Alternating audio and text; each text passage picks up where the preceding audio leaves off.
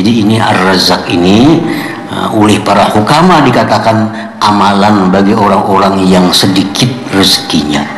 Supaya rezekinya ditambah oleh Allah Subhanahu wa taala, dia disuruh memperbanyak menyebut nama Allah, ya Razzaq, ya Razzaq.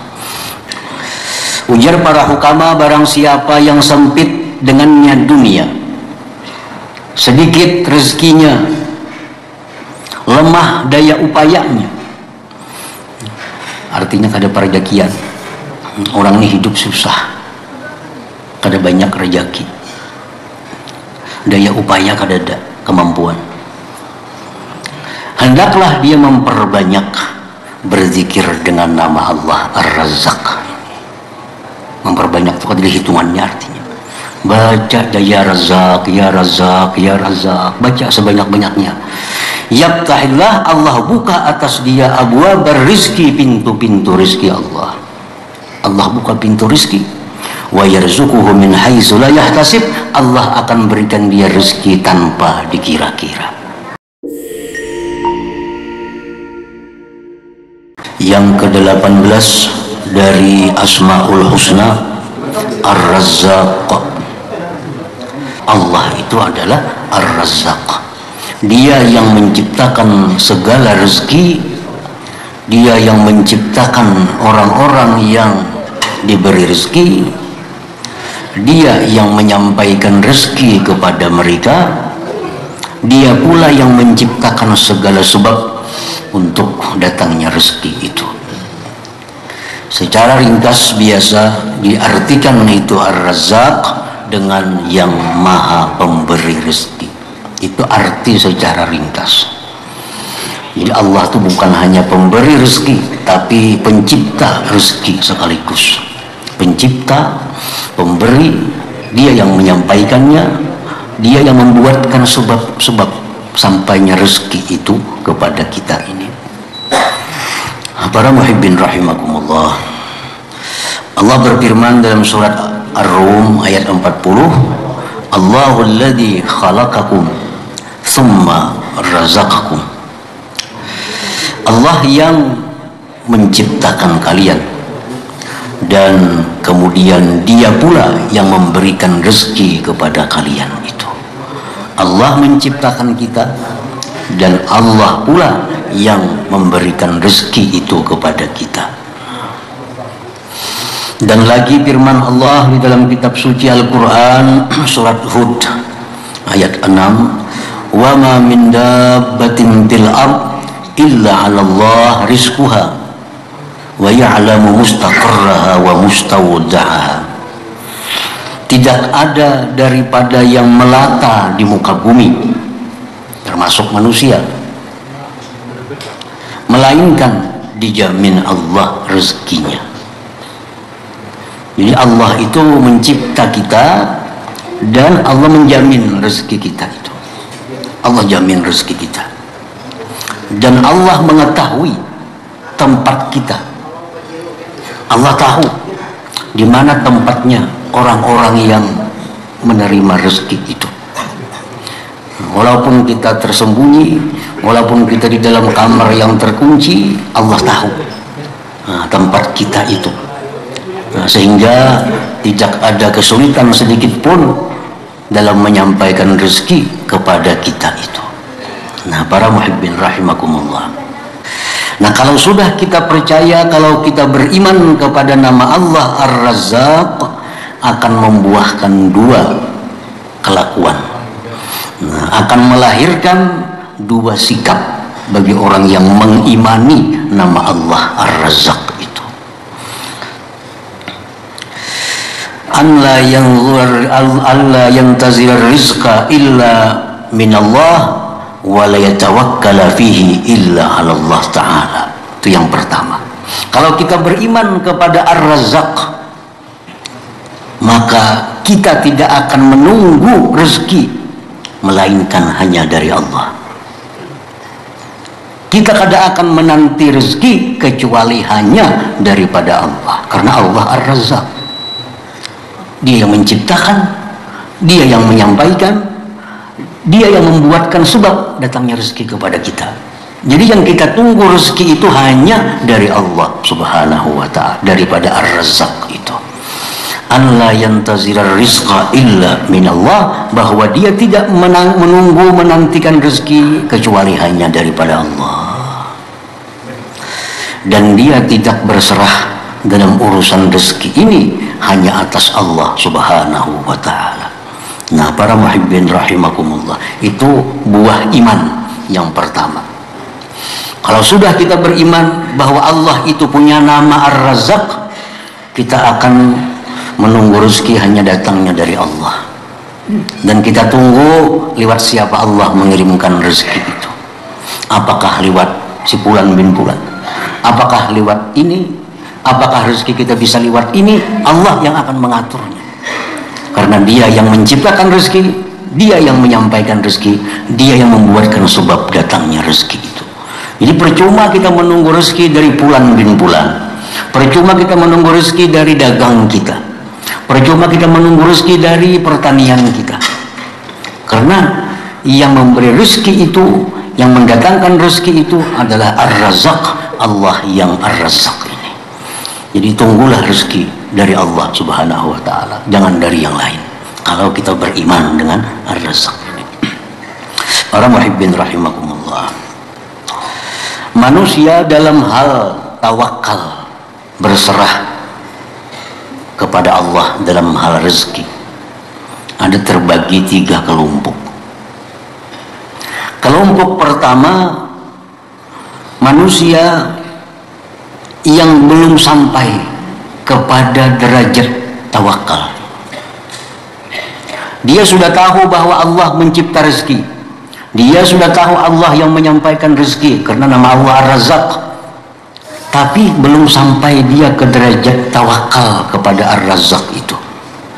Nah, karena dia belum sampai kepada derajat tawakal itu, maka dia hanya berpegang kepada sebab, lupa kepada Allah Ar-Razzaq itu. Nah, ini kelompok manusia yang pertama. Dia hanya berpegang kepada usaha. Ujarnya, kalau kada berusaha, kada akan datang rezeki kepada kita. Kalau kita kada berusaha, kita kada akan dapat duit. Kalau kita kada berhuma, kita kada akan dapat benih. Kalau kita kada berkebun, kita kada akan dapat buah-buahan.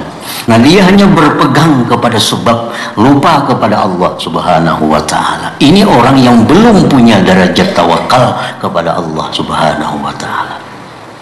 Ini ya orang yang menuhanakan sebab, menuhanakan usaha. Karena ini anggapannya kalau kada berusaha, kada kalau hidup. Gimana mencari duit?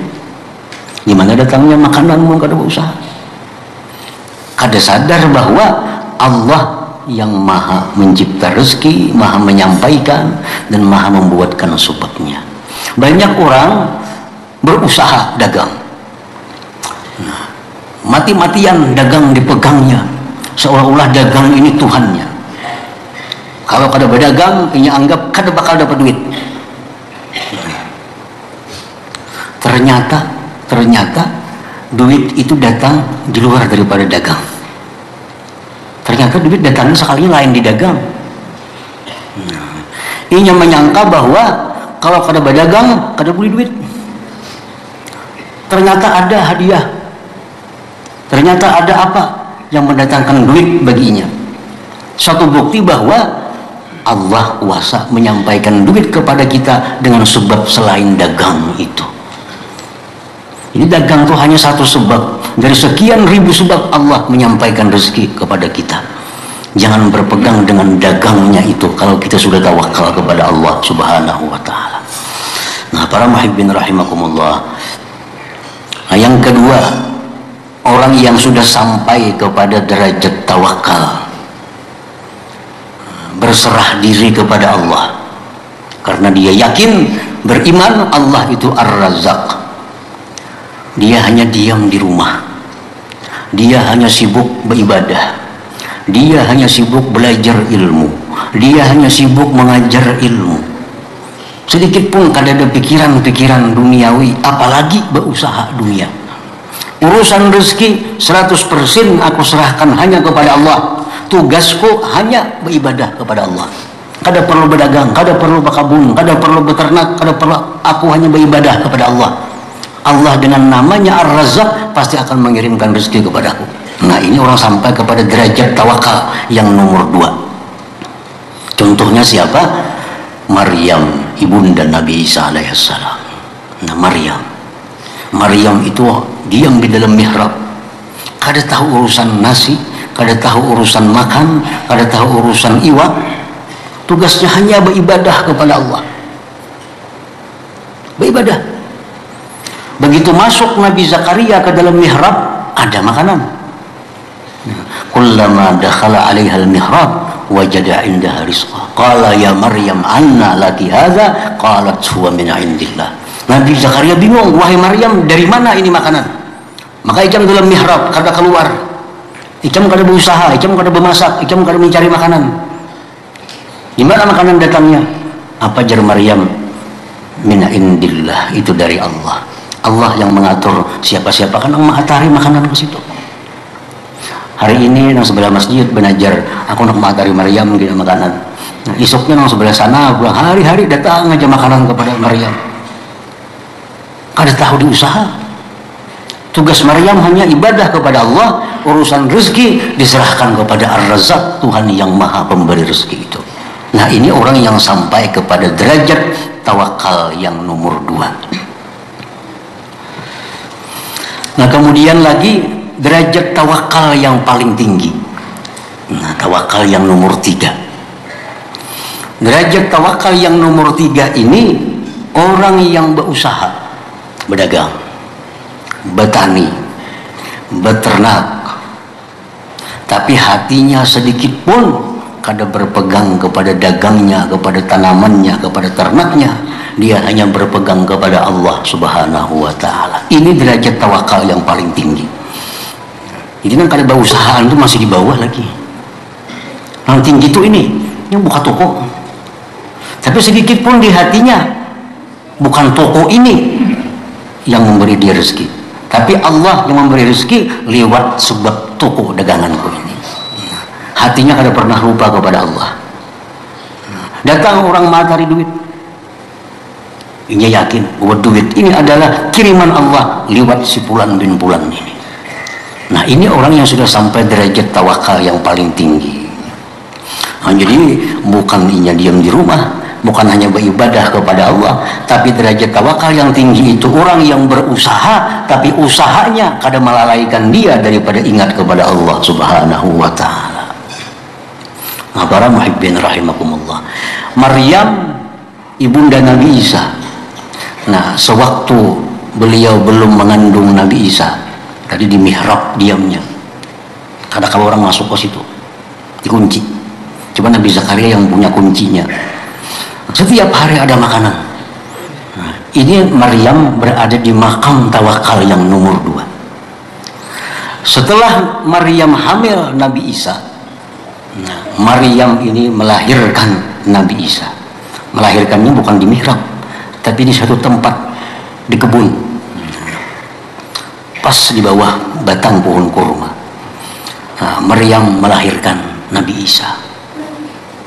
Allah berfirman kepada Maryam, wahai Maryam, guyang pohon kurma itu, niscaya gugur buah daripada pohon kurma itu. Maryam disuruh mengguyang pohon kurma. Waktu di mihrab tadi Maryam kali berguyang-guyang pohon kurma, makanannya yang datang. Itu makam Maryam sebelum melahirkan Nabi Isa, belum hamil. Beliau hanya masih di makam tawakal yang nomor 2. Nah, di makam tawakal yang ketiga, Maryam punya kedudukan yang sudah semakin tinggi di sisi Allah. Begitu melahirkan Nabi Isa, Allah perintahkan huzzi ilaiki. Nah, guyang pohon kurma itu, niscaya dia akan menggugurkan buah kepada engkau. Disuruh Maryam berusaha. Mengguyang itu kan berusaha. Guyang pohon kurma, nah, supaya gugur buah. Padahal Allah bisa, seperti di mihrab datang rezeki tiap hari. Jadi Maryam disuruh mengguyang pohon kurma. Artinya apa? Bahwa derajat tawakal yang paling tinggi itu adalah orang yang berusaha, namun usahanya tidak membuat dia lupa kepada Allah Subhanahu wa ta'ala. Itu yang paling hebat, yang paling tinggi. Silahkan bertani, silahkan beternak, silahkan berdagang, tapi jangan sampai usaha-usaha ini membuat kita lalai daripada ingat kepada Allah Subhanahu wa ta'ala, apalagi sampai melanggar hukum Allah.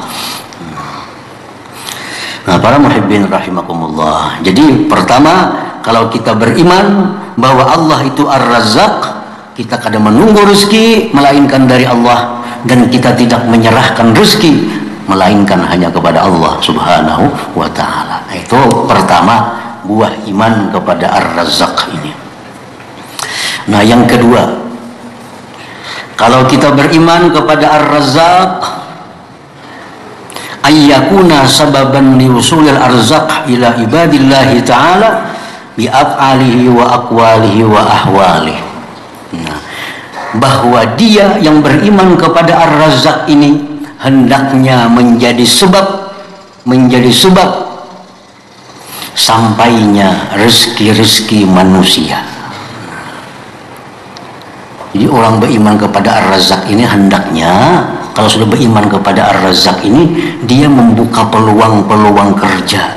Nah, sehingga dia menjadi sebab datangnya rezeki Allah kepada hamba-hamba Allah Subhanahu wa ta'ala. Nah, ada orang kesusahan, datang lawannya minta bantuan, bantu. Nah, berarti ini orang yang beriman dengan Ar-Razzaq, dia menyebabkan orang dapat rezeki. Nah, ada orang kesusahan, orang kadakawa bayar hutang, orang kadakawa berobat, kita mampu, kita bantu, berarti kita beriman dengan Ar-Razzaq. Kenapa? Karena jadi sebab datangnya rezeki orang itu melalui kita. Jadi sumber rezeki. Nah, diri orang yang beriman kepada Ar-Razzaq ini jadi sumber rezeki orang lain kepadanya. Jadi rezeki Allah itu mengalir kepada makhluk Allah lewat dirinya. Jadi bukan hanya dia yang dapat rezeki, tapi dia sendiri merupakan pengalir rezeki Allah kepada makhluk Allah Subhanahu wa ta'ala. Orang yang kikir dengan hartanya, orang yang kikir dengan perbuatannya, orang yang kikir dengan pemikirannya, jelas jauh daripada iman kepada Ar-Razzaq ini. Jelas dia kada beriman dengan nama Allah Ar-Razzaq, karena Ar-Razzaq itu pencipta rezeki sekaligus menyampaikan rezeki kepada orang lain. Imam Abdul Qadir Al-Jilani dalam doa beliau, Allahumma ja'al badani khizanata arzakil abdan waj'al lisani khizanata qulubi ahlil iman. Ya Allah, jadikanlah badanku ini perbendaharaan rezeki badan-badan manusia. Nah, jadi orang kelaparan datang kepada sidin, ada beras. Orang kehausan datang kepada sidin, ada banyu.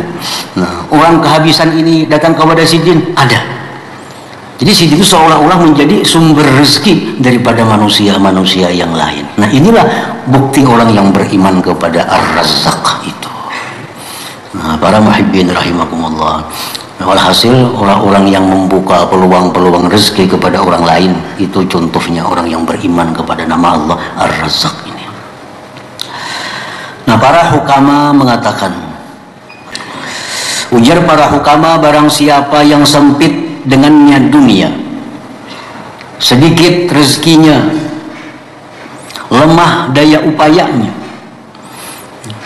artinya kada perjakian, orang ini hidup susah, kada banyak rezeki, daya upaya kada ada, kemampuan,